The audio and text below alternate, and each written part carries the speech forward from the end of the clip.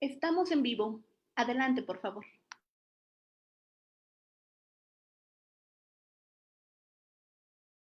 Muy buenos días, tengan todas y todos. Me da muchísimo gusto darles la bienvenida esta mañana a este coloquio para la promoción de liderazgos de las mujeres. Estamos entrando a la sexta y última sesión que hemos denominado ¿Cómo impactan las reformas locales de paridad y violencia política?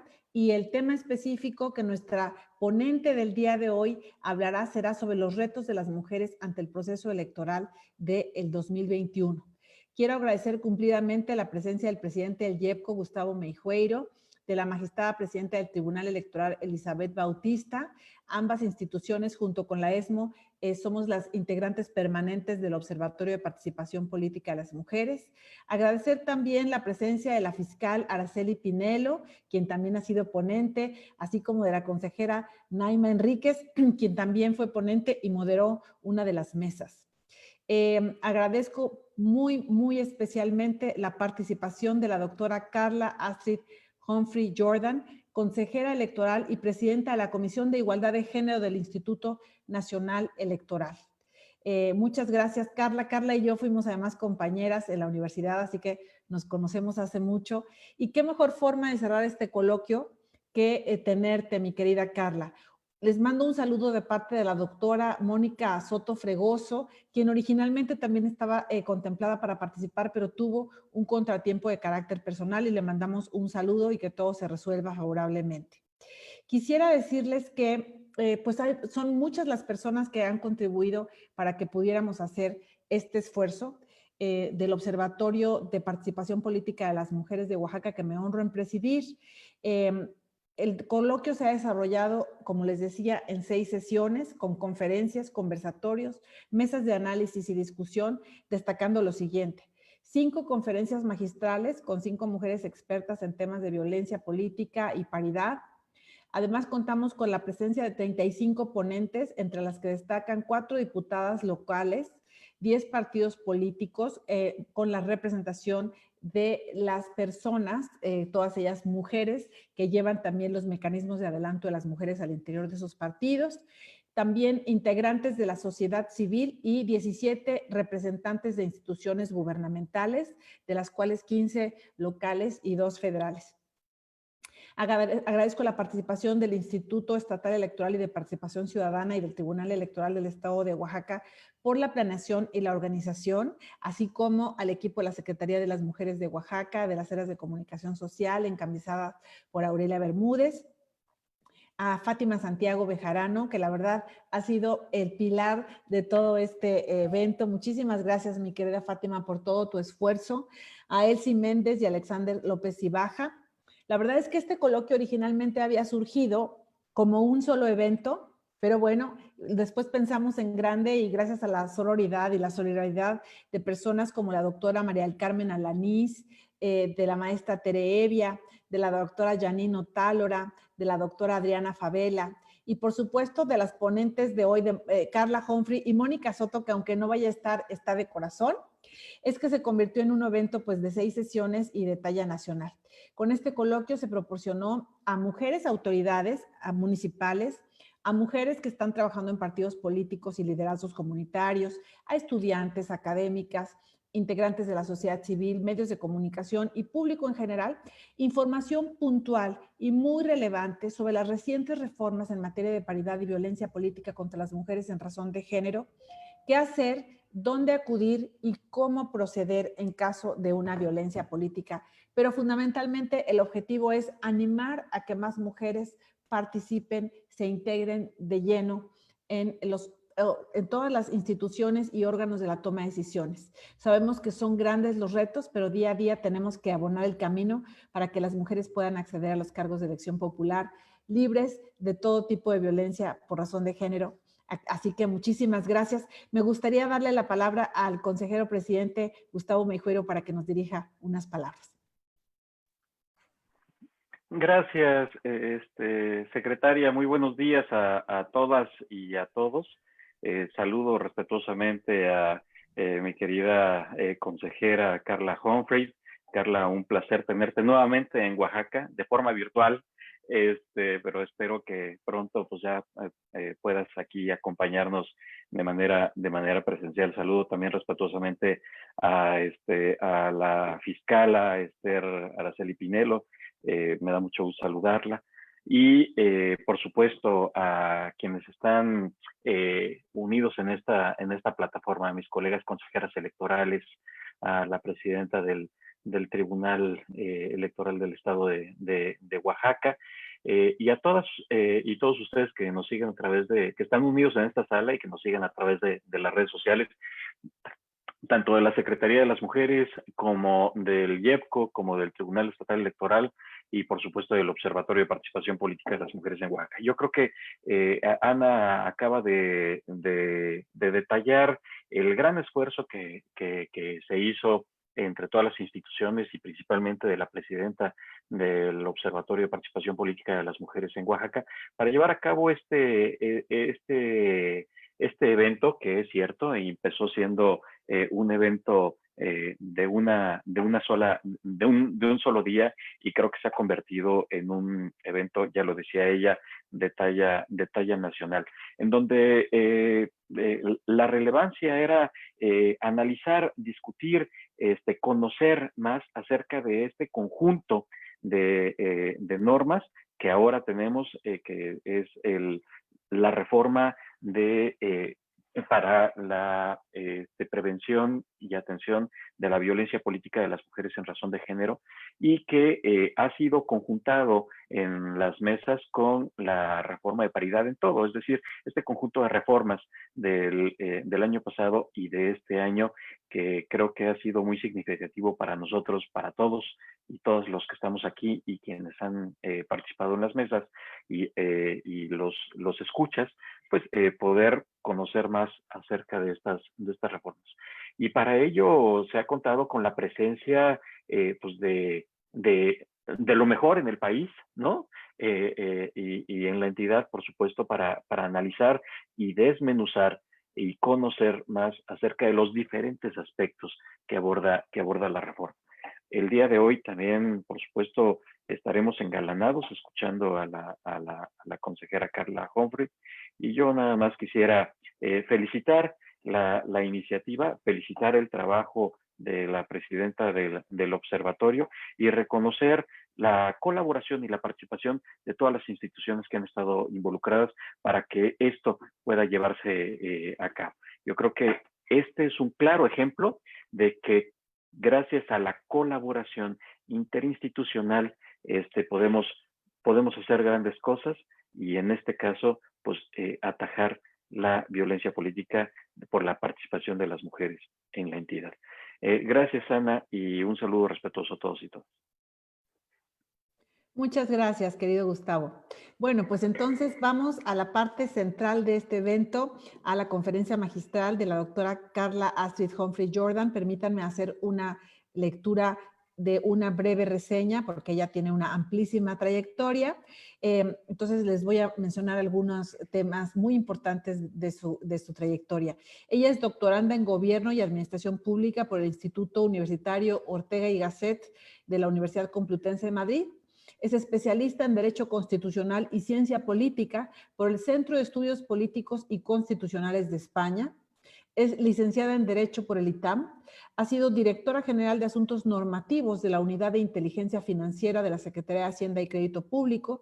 Ha sido consejera electoral del Instituto Electoral del Distrito Federal y consultora nacional de ONU Mujeres. Actualmente es consejera del Instituto Nacional Electoral. Muchas gracias, doctora Humphrey Jordan. Tiene usted la palabra hasta por 25 minutos. Gracias. Gracias, buenos días a todas y a todas. Encantada con esta invitación. Me gustaría estar en Oaxaca físicamente, pero bueno, la tecnología nos permite estar hoy aquí. Gracias primero que nada a Ana Isabel Vázquez Colmenares, presidenta del Observatorio de Participación Política de las Mujeres en Oaxaca. Como ya lo decía, pues Ana y yo nos conocemos hace muchos años y aunque ella no lo quiere decir, por modestia, fue mi maestra y extraordinaria maestra en un diplomado, así que la respeto y la admiro mucho. Le tengo mucho cariño, así que le agradezco además muchísimo la invitación. Consejero presidente, qué gusto verte otra vez, escucharte, poder compartir contigo y construir además cosas, porque vamos a seguir construyendo cosas muy importantes, estoy segura de eso. Fiscal, qué gusto que esté por acá, porque además es todo un tema que involucra claramente a la Fiscalía, así que qué honor que esté por aquí. Y buenos días a todos los que nos siguen por redes sociales. Gracias además porque me parece muy importante este coloquio. Creo que uno de los temas centrales que tenemos que hacer es dar a conocer estas dos reformas, porque creo que, bueno, la de paridad fue en 2019, en 2020 la de violencia política fue publicada, pero creo que, bueno, la pandemia ha cambiado mucho y ha modificado muchas cosas en cómo nos informamos, cómo nos reunimos, cómo nos comunicamos incluso, y creo que es muy importante incidir en dar a conocer esta reforma, en dar a conocer los elementos estructurales que ahora tenemos para defender el ejercicio de los derechos políticos y electorales de las mujeres en todo el país, la armonización además que obligatoriamente tienen que hacer las entidades federativas, pero creo que si las mujeres no conocen estas reformas, no conocen que pueden defender sus derechos y no conocen cómo tienen que defenderlos, a dónde tienen que acudir, me parece que no vamos a lograr una implementación exitosa de esta reforma. Creo que, y como preámbulo, digamos, de una presentación que les hemos traído, creo que claramente pues el COVID será uno de los temas centrales de este proceso electoral, cómo garantizar las medidas sanitarias adecuadas para que la ciudadanía acuda sin ningún temor a votar, sin riesgo de contagiarse, cómo comunicamos además que todos somos responsables de la salud y que nosotros claramente establecimos y estableceremos protocolos adecuados para cuidarnos a todas y a todos. Y el otro tema central será la implementación exitosa de las dos reformas, tanto la de paridad en todo, que así la conocimos coloquialmente, como la de violencia política en razón de género, que además es una reforma que tardó muchos años, esfuerzo de muchas personas, de muchas plumas, de muchas horas de trabajo, de plática, de convencimiento, y justamente lo que se atoraba fiscal, que es muy relevante, no era las responsabilidades en el marco administrativo de los partidos políticos, de candidatas, candidatos,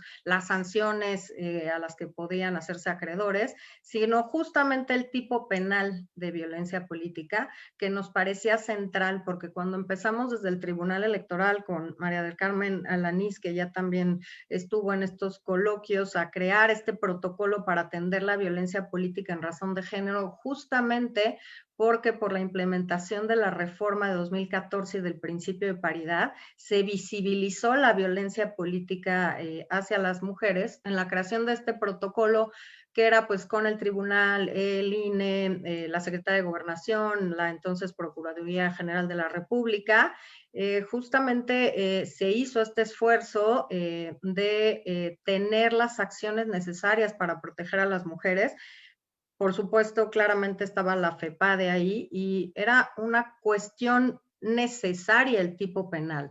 Si no llegábamos hasta poder tener responsabilidades en materia penal, la verdad es que no teníamos completa la protección en materia de violencia política hacia las mujeres. Así que estos dos retos son importantísimos de cara al proceso electoral 2020-2021, que a nivel federal ya empezó, y creo que justo esto hace que distintas autoridades podamos compartir, podamos dar a conocer a todas las mujeres que existe esta reforma y que no importa dónde ejerzas tu derecho, tienes que denunciar si eres violentada políticamente, y que las autoridades tenemos la obligación de responder, la que sea, ¿no? Primero con medidas cautelares y de protección, y después ya entonces quizá dando vista a la que sea la autoridad competente, pero no podemos como autoridades electorales dejar a las mujeres sin la protección sumaria, rápida, expedita de pues ahora el marco legal que ya tenemos.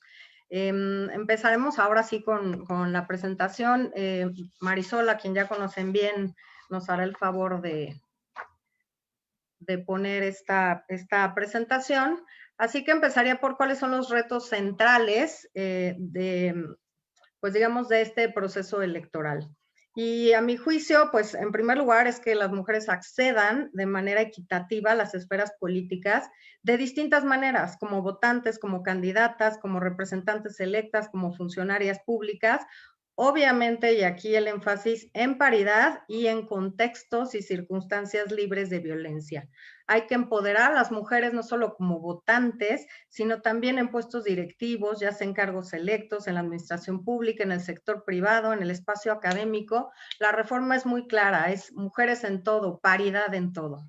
Hay que transitar del cumplimiento de paridad solamente cuantitativa en números, sino a valorar cualitativamente en qué condiciones llegan las mujeres a esos cargos, en qué condiciones tienen que competir en una campaña electoral, porque bien es cierto, y por esto la reforma hace énfasis en separar los derechos. Antes hablábamos como en un cajón de derechos político-electorales, y la reforma en materia de violencia política la divide en derechos políticos y electorales, porque una mujer que ya está en el ejercicio de un cargo, pero que es violentada políticamente, ya sea porque no le dan acceso a los documentos, no la convocan a la reunión, le dan información falsa, no le pagan el mismo salario, en fin, pues es una mujer que está violentada en sus derechos políticos, pero que además, aunque cuantitativamente llegó, es una mujer que está en ese espacio, es una mujer que no puede ejercer el cargo en las mismas o en las condiciones que debiera ejercerlo según el cargo al que accedió. Por tanto, creo que tendríamos que pasar también a empezar a evaluar las condiciones en que las mujeres que llegan están ejercitando sus cargos públicos. Por supuesto, hay que vencer las barreras estructurales que, bueno, han sido creadas por leyes e instituciones discriminatorias y violentas, cerrar las brechas relativas a las capacidades, y aquí es muy importante, pues, tener en cuenta esto, ¿no? Las mujeres normalmente tienen menos posibilidad o probabilidad de contar con educación, contactos, recursos necesarios para convertirse en lideresas, en funcionarias públicas exitosas, y entonces no podemos dejarlo de lado, porque creo que hay que tener las estrategias necesarias para dotarlas de todo lo que necesitan para el ejercicio de un cargo público, e incluso para optar por una candidatura, porque hay que decirlo, cuando cualquier persona no se siente fuerte como para buscar una candidatura porque cree que no tiene los elementos, que cree que no tiene nada que ofrecer, que no puede armar un proyecto, un programa de trabajo, no sabe cómo llegar a ejercer el cargo, pues claramente se autolimitan para no buscar estos espacios. Entonces creo que entre más armas les demos, ellas estarán en posibilidades de optar por distintas cosas, por distintos cargos públicos, por realizar campañas exitosas, por exigir incluso sus derechos, sus tiempos en radio y televisión, los mismos recursos para sus campañas que los partidos políticos dan a las campañas de hombres, y por tanto creo que esto es importante para que ellas se sientan confiadas en lo que ofrecen, pero también en que pueden garantizar, digamos, las condiciones equitativas desde la ley para competir por un cargo público. Creo que estos serían los retos más importantes, y por supuesto, pues la reforma paridad en todo, paridad total, es una reforma que yo calificaría como que podemos hablar, o me gusta verla así, como una tercera dimensión de la paridad, porque estamos hablando de paridad horizontal, paridad vertical, y yo hablaría ahora también de una paridad transversal, porque ahora esta reforma obliga a cumplir este principio de paridad en los 3 niveles de gobierno, en los 3 poderes del Estado, en órganos también autónomos y también en municipios indígenas.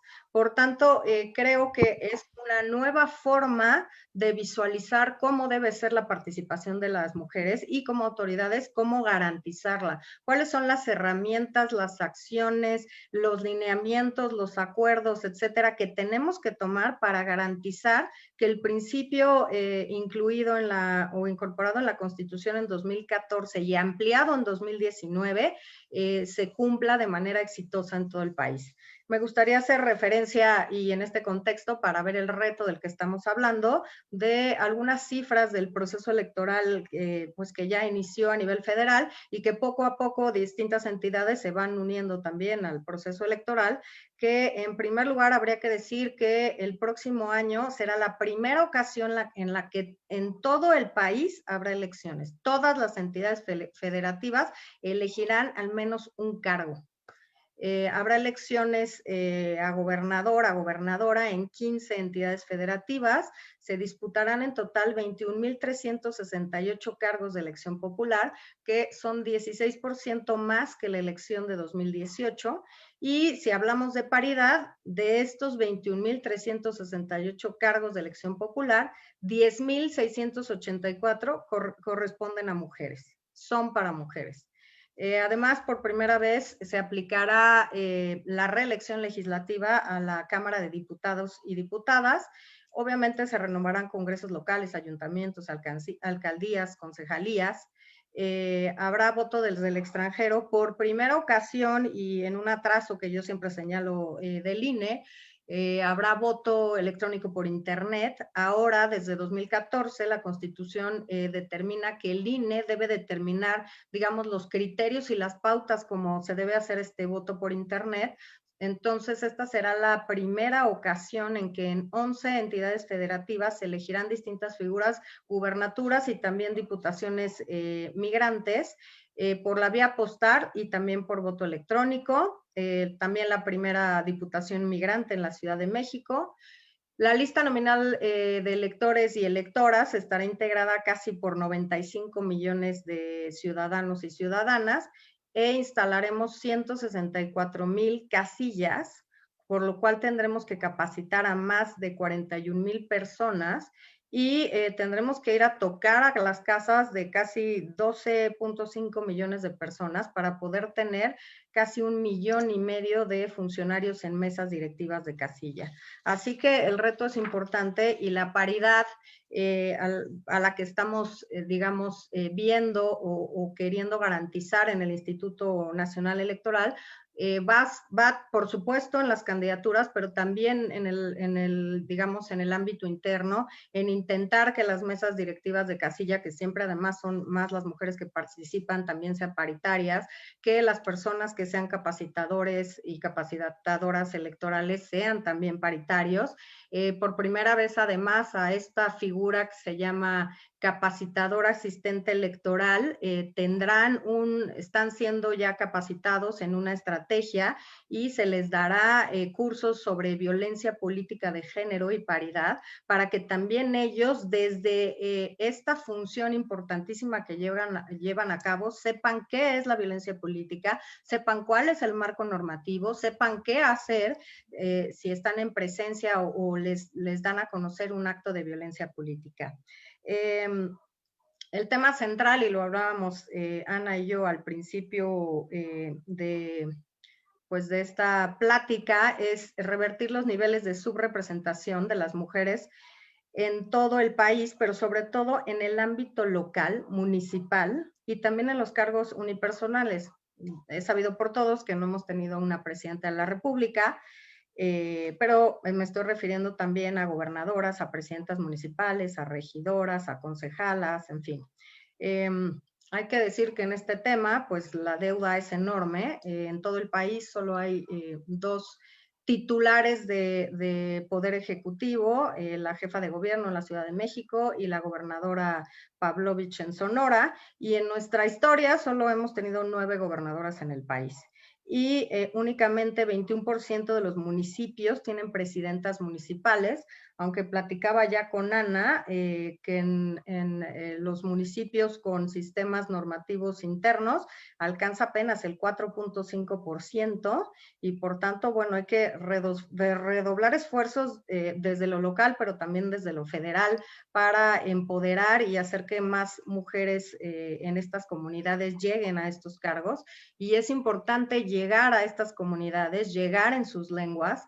Uno de los temas que ha surgido en alguna de estas pláticas y coloquios por Zoom es justamente que muchas de las mujeres en comunidades indígenas no conocen que tienen estos derechos y por tanto, primero no los ejercen, pero además no saben cómo defenderlos. Entonces, tenemos que aquí tener un esfuerzo y hacer un esfuerzo importante para ir a buscarlas, ir a comunicarlas, a comunicarnos con ellas, transmitirles, pues, todo este marco normativo al que tienen acceso, porque creo que es importante que lo conozcan y que además se apropien de todos los instrumentos que tienen para poder incidir en las políticas públicas, obviamente a nivel municipal, pero ir pensando también a nivel estatal y claramente a nivel nacional.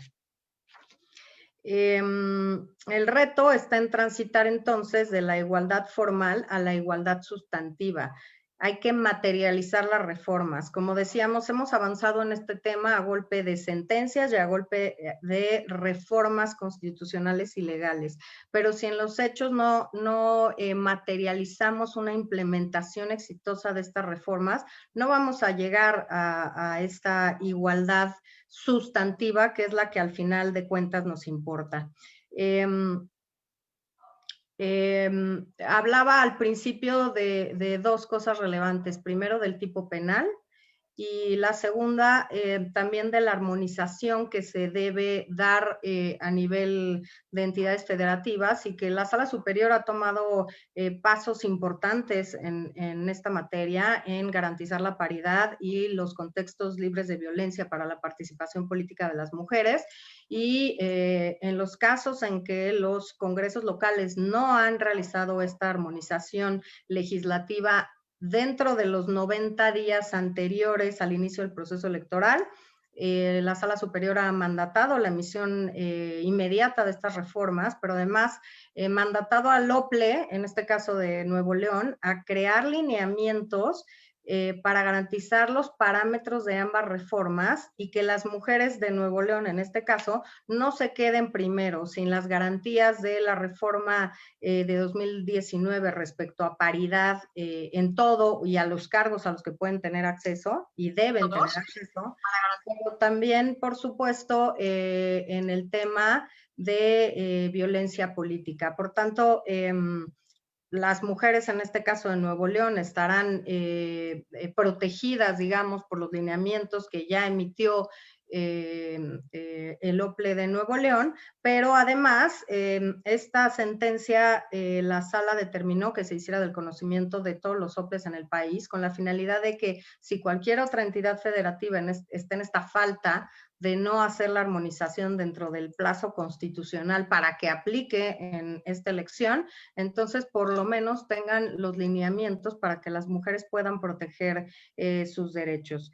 Es muy importante además, diseñar agendas de género integrales, que las mujeres que detentan el poder puedan integrar sus agendas políticas con perspectiva de género, interculturalidad e interseccionalidad.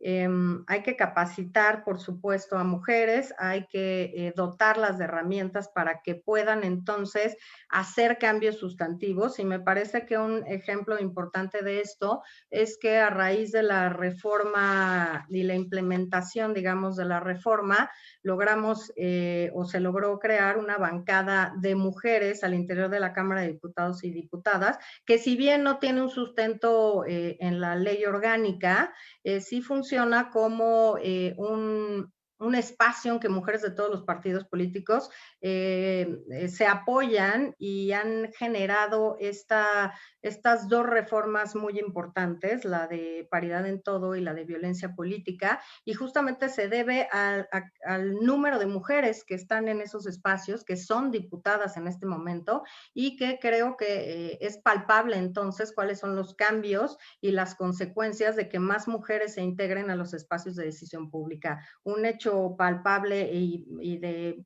vital importancia son la aprobación de estas reformas, que aunque se habían estado intentando, digamos, aprobar por muchos años, por ejemplo, la de violencia política tardó 8 años en aprobarse.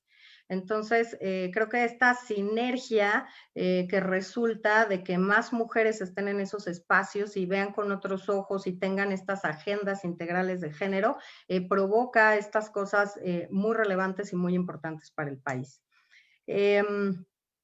También, por supuesto, creo que el gran pendiente es que hablemos de las mujeres, y las mujeres no somos todas iguales. Por tanto, garantizar la paridad quiere decir también fortalecer a las distintas mujeres o pertenecientes a los distintos grupos, y en este caso, por supuesto, me refiero a las que forman parte de pueblos y comunidades indígenas.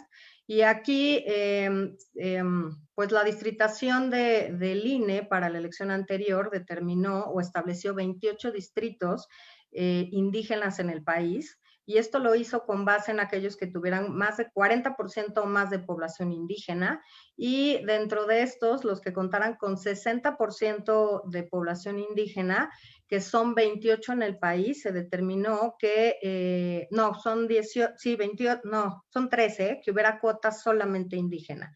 De los 28,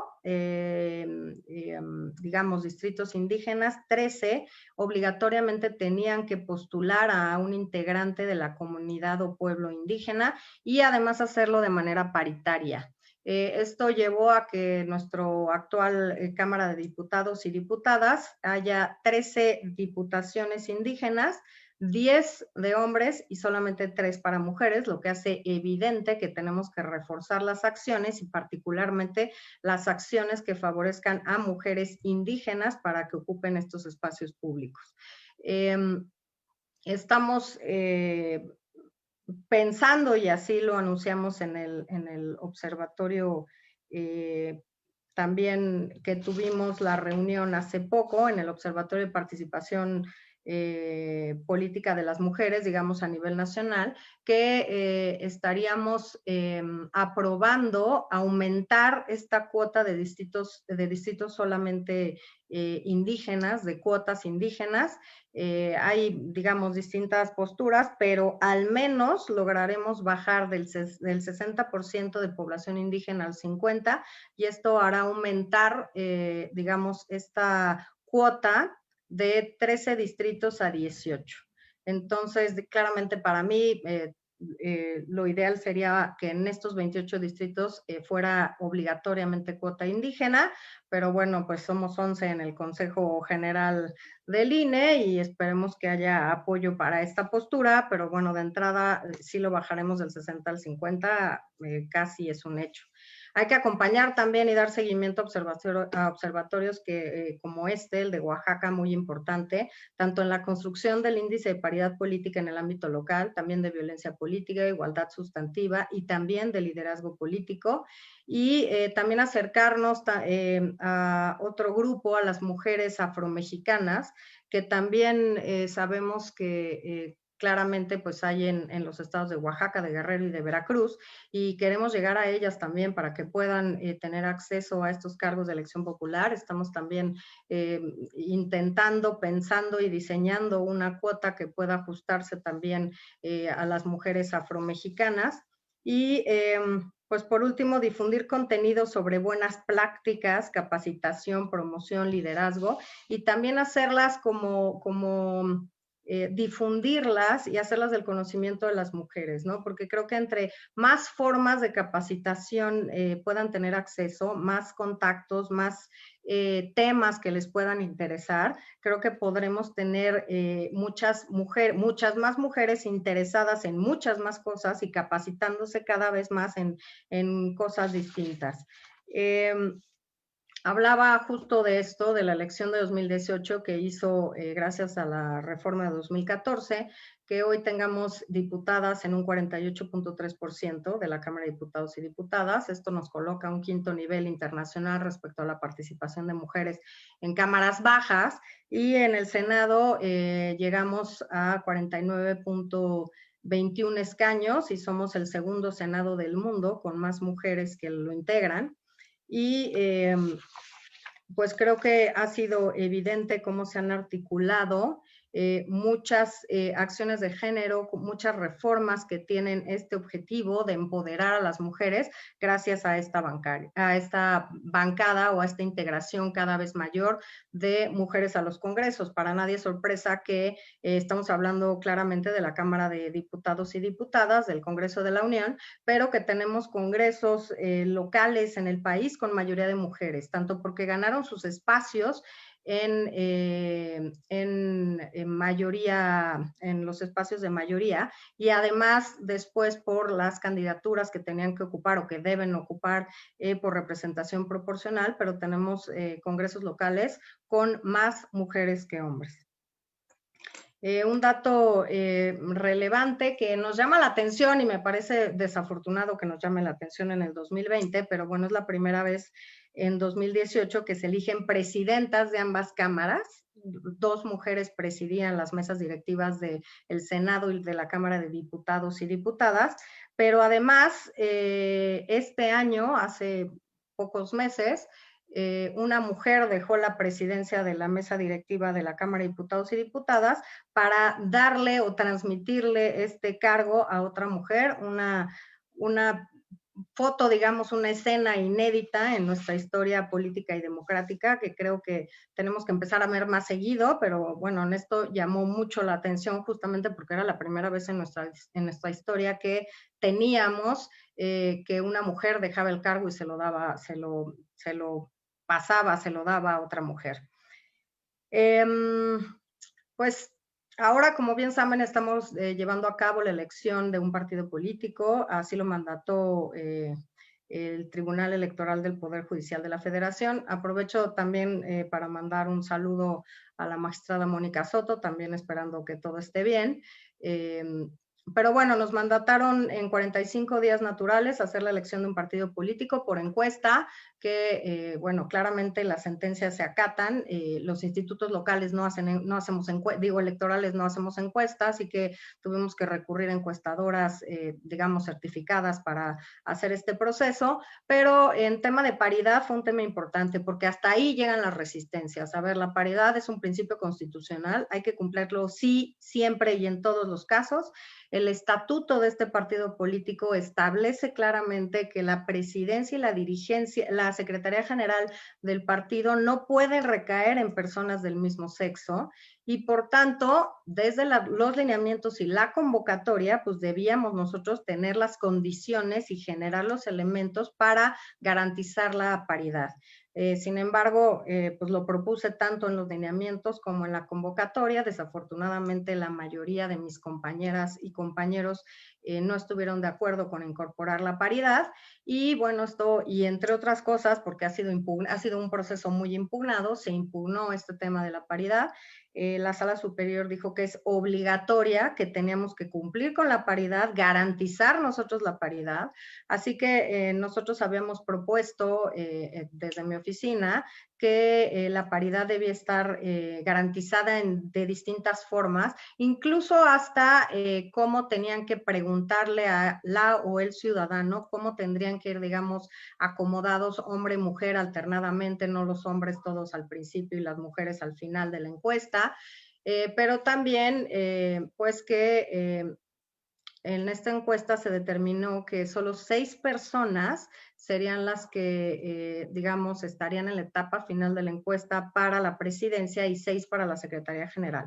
Y pues habíamos establecido que de esas 3 fueran mujeres, 3 hombres, igual de la Secretaría. Al final así se hizo, solamente estuvieron inscritas 3 mujeres, por tanto, estas mujeres pasaron, digamos, a la encuesta final, que ya acabó o están, digamos, recopilando toda la información para que presentemos resultados este fin de semana. Y pues en la Secretaría, a la Secretaría General sí había más mujeres inscritas, por tanto no tuvimos de entrada el tema de tenerlas que ubicar, digamos, en la encuesta final. Pero es importante porque esto, como les decía, da pie a la garantía total del cumplimiento de la paridad, a que se cumple sí, siempre y en todos los casos, ya que tenemos un tribunal electoral que está absolutamente comprometido con este tema y que ha legislado y está legislando en este sentido. Desde el INE hemos también garantizado que en la integración de los OPLES haya también paridad. Acabamos de seleccionar 49 vacantes de consejeras y consejeros en 19 entidades federativas, de las cuales 30 fueron mujeres y 19 hombres. Ahora, hay que decir que los cargos de las presidencias están ocupadas en su mayoría por hombres y que claramente hay que ahora tener acciones específicas para que también tengamos más presidentas de los organismos públicos locales electorales. Debemos decir además que tenemos muchos temas relacionados con la paridad que tenemos que resolver como autoridad electoral. Uno de ellos es la paridad y la reelección legislativa, que aunque para nosotros es claro que uno es un principio constitucional y el otro es una expectativa de derecho, bueno, pues el Congreso debiera haber emitido, digamos, la regulación específica en el caso de la reelección. Al final, además, regulando no solo el tema de paridad, sino muchos otros temas. Tienen que renunciar o separarse de su cargo las personas que quieran reelegirse, tendrán acceso a medios, podrán hacer sus informes, digamos, anuales de actividades, en fin, una serie de cosas que tenemos que resolver, pero sin duda un tema central será que siempre y en todos los casos tendrán que cumplir con la paridad.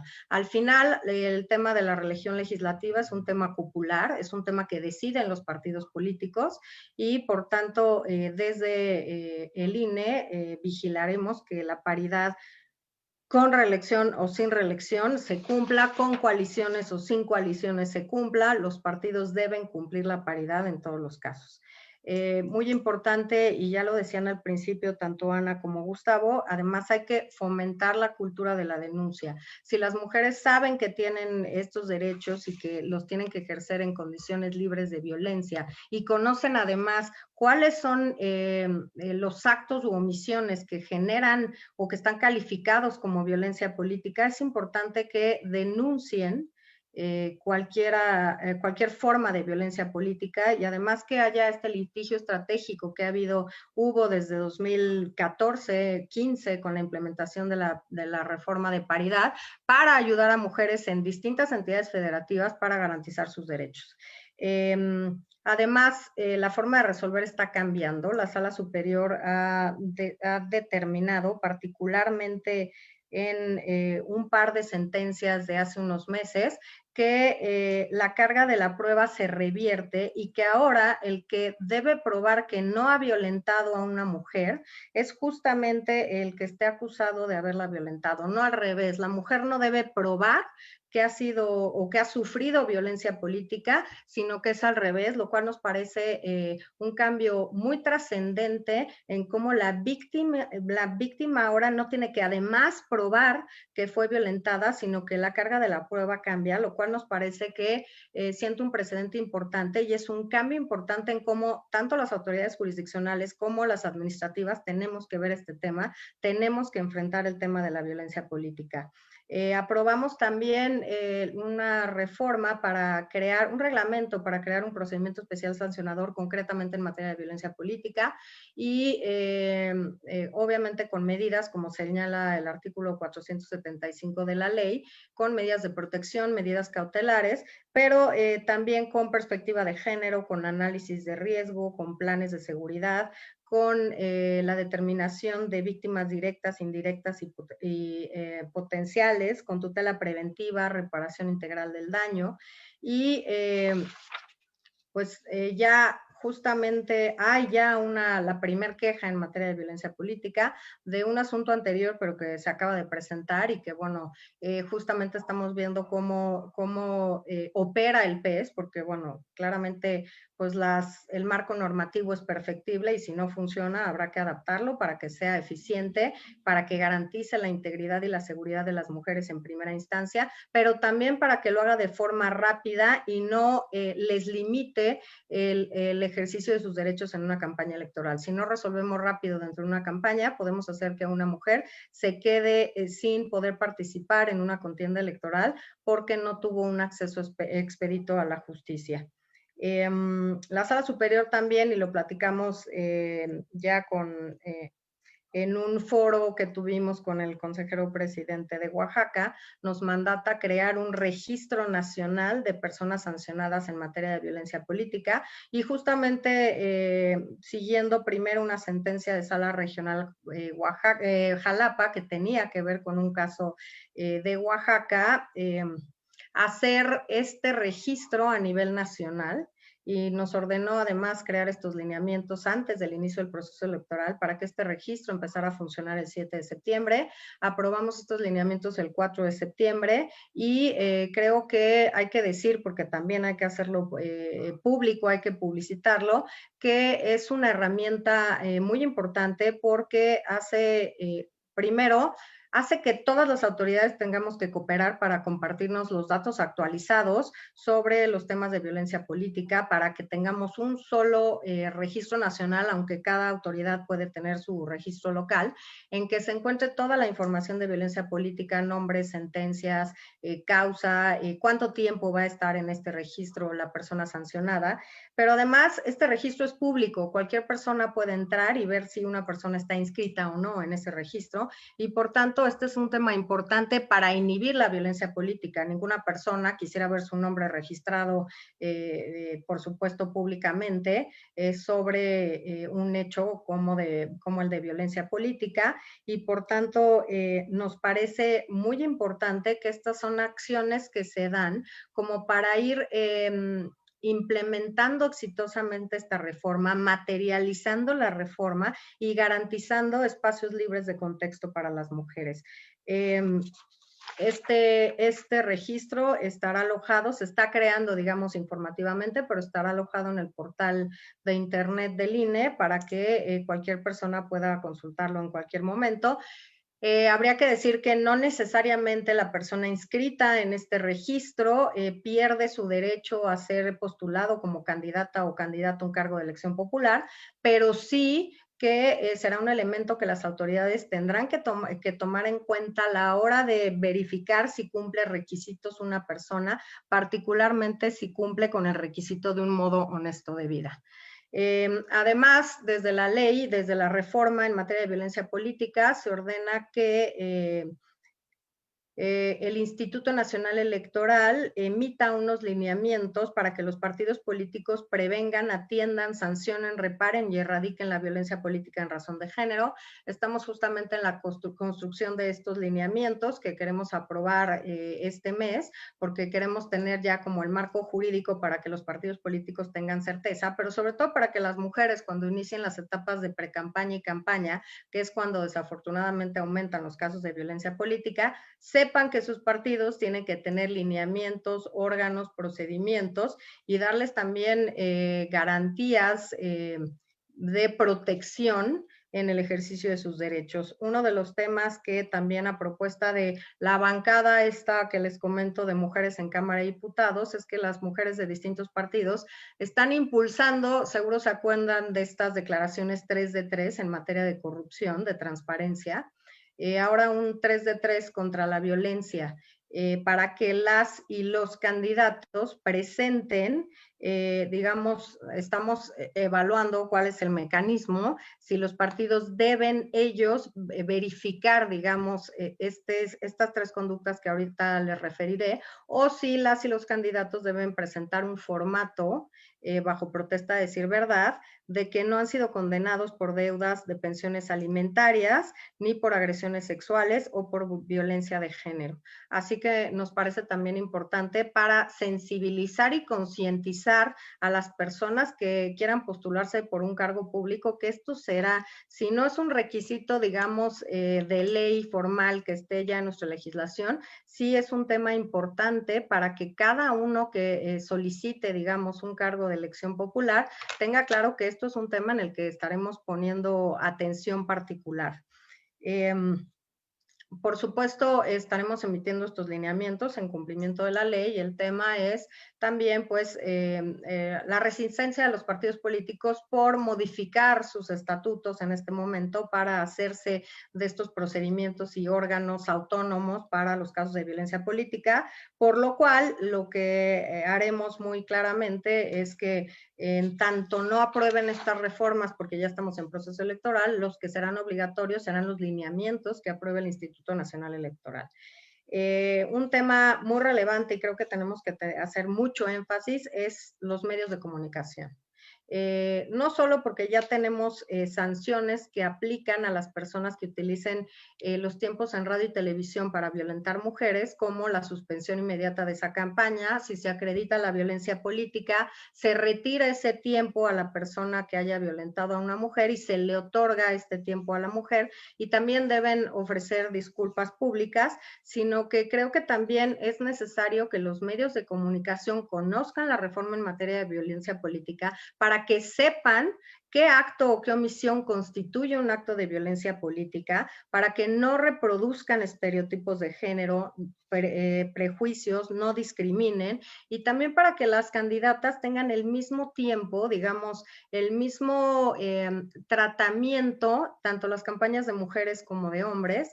Nosotros, además de esto, emitimos unos lineamientos que siempre hace el INE para los espacios noticiosos, para el tratamiento que les sugerimos den a las campañas electorales, y ahí claramente hablamos de paridad, de violencia política, de evitar estereotipos, de evitar claramente, perdón que insista, la violencia política, pero creo que es importante que ellos sepan qué acciones constituyen violencia política, porque luego están haciendo el reportaje de una campaña y no se dan cuenta que preguntarle a una mujer qué opina su marido porque es candidata, o quién va a cuidar a los niños, o en fin, distintas sanciones, y lo vimos ahora de un diputado diciéndole a una diputada que debería estar en su casa y en la cocina, y en fin. Entonces creo que es muy importante que también los medios, nosotros en nuestro reglamento para las personas, nuestro registro para las personas sancionadas en materia política,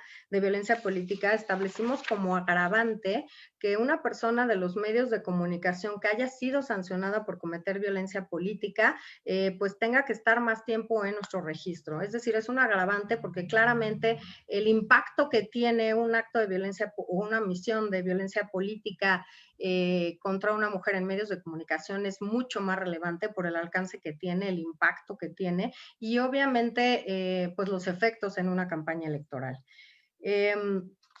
Y pues con esto ya casi acabaría. Creo que nuestros retos son importantes. Creo que como autoridades tenemos que unirnos todas para combatir la violencia política, para garantizar estos espacios para mujeres, la reforma de la paridad en todo, pero creo que si no ponemos énfasis en que es una parte central de este proceso electoral, porque además justamente el proceso electoral de 2018 fue catalogado como el más violento para las mujeres, y se contabilizaron 185 agresiones a mujeres que incursionaron en política. Creo que eso no, y esto, digamos, las reportadas, las conocidas.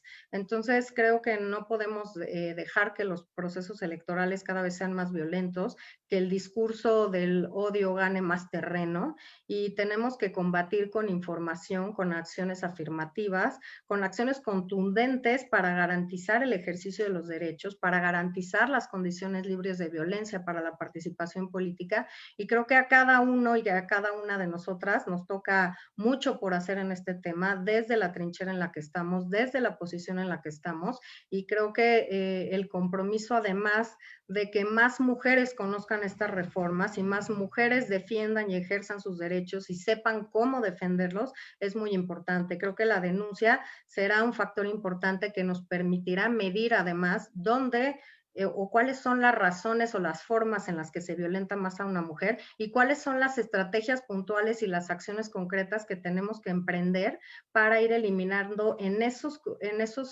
contextos complejos que nos arrojen estas denuncias para erradicar la violencia política. Claramente para atenderla, para prevenirla, para sancionarla y repararla, pero con la idea de generar espacios para todos, para todas las personas libres de violencia y, por supuesto, en condiciones paritarias.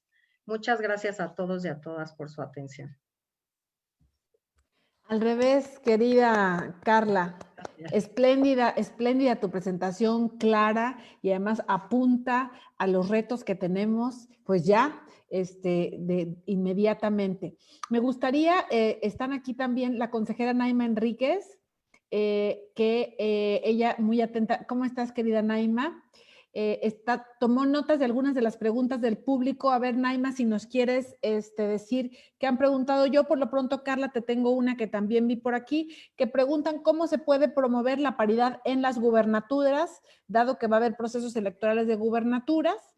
Si hay alguna acción afirmativa específica para mujeres indígenas. La dejo allí y le doy la voz a Naima por si tiene alguna otra pregunta. Adelante. Muchas gracias, maestra. La saludo a todas con mucho gusto. Qué placer saludar a la maestra Carla Humphrey. Me da mucho gusto escucharla. Puse mucha atención. Recuperé algunas preguntas de participantes del coloquio. Hay una en concreto que se centra en saber cuándo se van a tener avances sobre los lineamientos para que los partidos políticos prevengan, atiendan y sancionen la violencia política contra las mujeres en el ámbito de su competencia. Y otra también sobre el protocolo para atender la violencia, ¿no? Si la vigencia de este protocolo, sus criterios para continuar trabajando en estas tres esferas de prevención, atención y sanción. Maestra, es todo. Muchas gracias. Comenzaría con las de Ana. Promover paridad en gubernaturas. Bueno, claramente que es un pendiente y ahora como presido la Comisión de Género, pues estamos también analizando unos lineamientos justamente para este tema. Estamos viendo cuál sería la ruta adecuada. Bueno, son 15 gubernaturas. En principio serían 8 y 7. Para hombres y para mujeres. Claramente va a ser un tema que va a causar escozor en los partidos políticos porque, bueno, además, pues ya estamos en proceso electoral, por tanto, con esto y, por ejemplo, los lineamientos, nosotros los queremos emitir lo antes posible, este mes o a más tardar los primeros 15 días del mes que entra, justamente para que tengan tiempo los partidos políticos para adaptar, digamos, sus mecanismos de selección de candidaturas para que cumplan con estos principios. Pues vaya, distintos consejeros y consejeras estamos abanderando estos temas. Se hablaba de también cuotas indígenas o como acciones afirmativas para mujeres indígenas. Estamos ya también trabajando en bajar la cuota, en pensando ya en también ampliarla a los espacios no solo de mayoría relativa, sino de representación proporcional. No es el momento ahora, pero estamos también pensando en el Senado. Pues ahora no va a haber, digamos, elecciones para el Senado de la República, pero bueno, creemos que son el tipo de cosas en las que tenemos que estar pensando. Pues desafortunadamente también la pandemia hizo que nosotros llegáramos tarde, casi en agosto, así que bueno, estamos diseñando estos lineamientos, pero pues digamos que no solo será un tema de promover la paridad en gubernaturas, sino que esperando que contemos con la mayoría de los votos, podamos diseñar también unos lineamientos adecuados para la aplicación del principio de paridad en gubernaturas. No me puedo adelantar porque pues claramente es una decisión colegiada del Consejo General y digo, yo no podría determinar que será así o será de otro modo. También los amantes en lineamientos, nosotros ya los tenemos acabados. Hemos tenido algunas resistencias de partidos políticos porque cómo iban a adaptar sus estatutos, pues que no era el momento, cuando además pues claramente la reforma establecía que ellos tenían que hacer estas reformas estatutarias para contar con lineamientos, mecanismos, órganos, en fin. Entonces, pues nos ha costado un poco de trabajo, la verdad. Nosotros ya los teníamos para subirlos a la última sesión de septiembre. Nos pidieron espacio los partidos para enviar observaciones, se los dimos, tuvimos una reunión el lunes de esta semana. Tienen, nosotros les decimos dilemas, ¿no? Algunas cuestiones en las que no nos ponemos de acuerdo. Tendremos hoy una reunión con las titulares de los mecanismos de mujeres en los partidos políticos, esperando que ya podamos sacarlo en Comisiones Unidas de Género y de Prerrogativas, porque como tiene que ver también con los registros que dan los partidos políticos, estamos haciendo justamente esta dinámica para sacarlo en Comisiones Unidas. Entonces, bueno, si fuera por nosotros estaría ya. Estamos también dándoles tiempos a que ellos socialicen el tema, quizá pues les caiga, digamos, el tema de que tienen que cumplir con esta obligación, que es su responsabilidad, que está en la ley, que nosotros además tenemos que emitir estos lineamientos, pero digamos, por nosotros teníamos un par de dilemas, las y los consejeros, que ya resolvimos el martes. Entonces por nosotros la verdad es que pues ya están listos.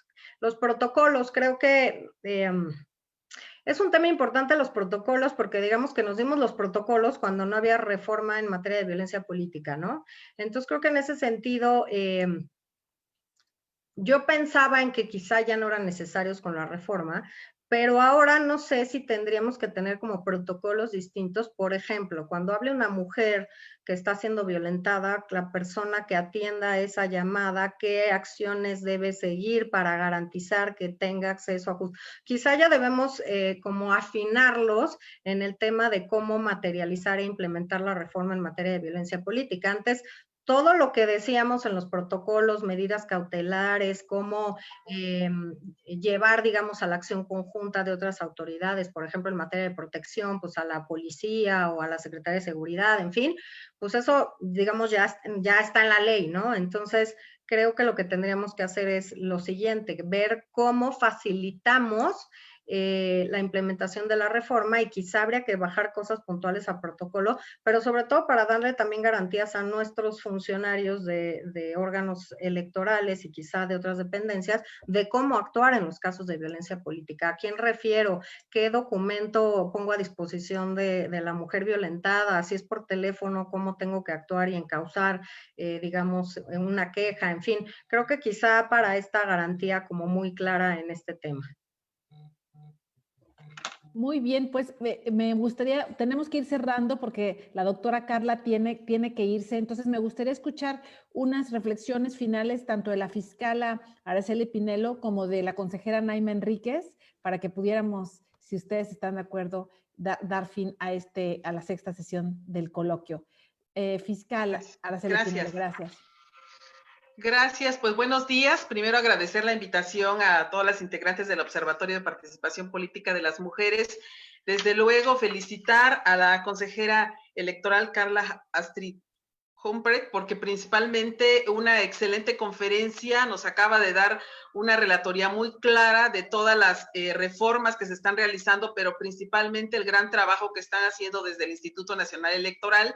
Y hay que resaltar, ahí hay unas cuestiones muy importantes, principalmente esta relación institucional que debe haber entre todos los que participamos en la atención de temas de violencia política contra las mujeres en razón de género.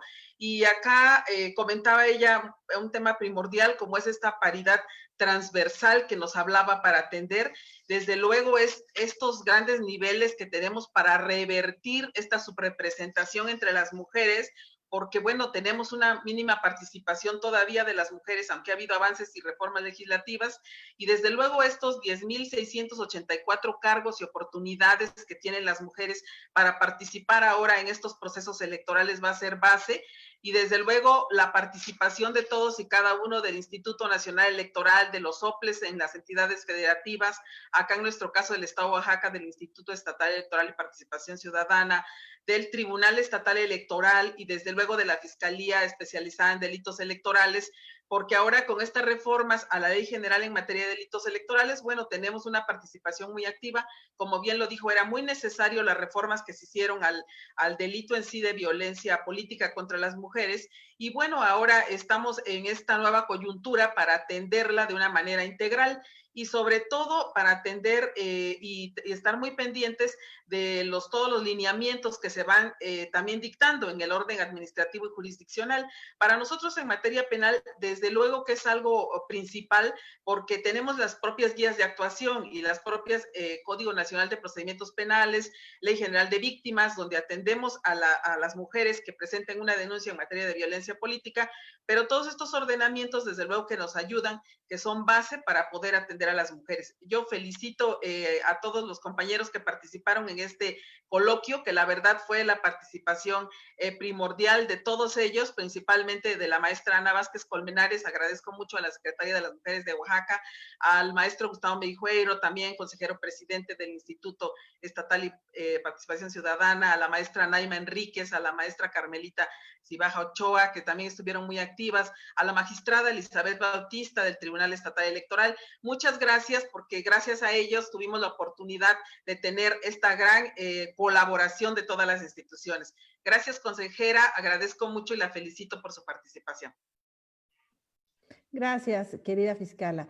Naima Enríquez, tus palabras finales. Muchas gracias. Bueno, celebrar que este encuentro ha sido posible y agradecerles a tantas mujeres que han estado interesadas en participar en esta dinámica y hacer un amplio reconocimiento público a todos los equipos que hicieron posible reunirnos. La maestra Ana Vázquez Colmenares por su iniciativa para el trabajo, los trabajos que se desarrollaron para este coloquio y por su cierre y su presencia hoy. Maestra Carla, es un honor escucharla. Y bueno, solamente comentarles que todo esto que se está viendo como un tsunami violeta, como una oleada fuerte, poderosa, no acaba de llegar. Es un efecto de muchísimos años, de muchísimos años en México, más de 100 años, de un movimiento robusto, articulado, que ha requerido del trabajo articulado de muchas mujeres y también algunos aliados que han asumido el compromiso de derribar y de desactivar las fuentes de la desigualdad que tienen un carácter estructural. No va a ser posible avanzar si no convertimos todo lo que estamos planteando en discursos en una realidad concreta que nos atraviese a mujeres, a todas las... Tu micrófono, Naima, algo pasó. ¿Escuchan ahí? ¿Mejor? No sé qué tengo, ya está mejor, muchas gracias.